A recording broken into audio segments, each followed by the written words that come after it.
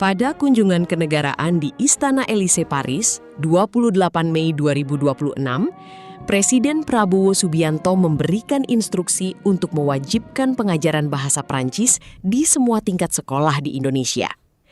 Apakah hal ini adalah langkah yang strategis untuk meningkatkan SDM pariwisata di Pulau Dewata? Mengingat wisatawan asal Prancis merupakan salah satu pasar utama di Bali? Nah, bagaimana tanggapan Semeton Gema Bali? Di bidang pendidikan kita ingin lebih ditingkatkan lagi.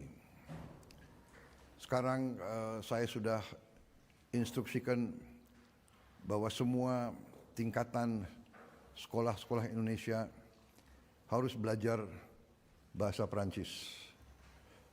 Melihat perkembangan dunia ke depan, kita yakin di keadaan global yang penuh ketidakpastian, penuh ketegangan, penuh konflik,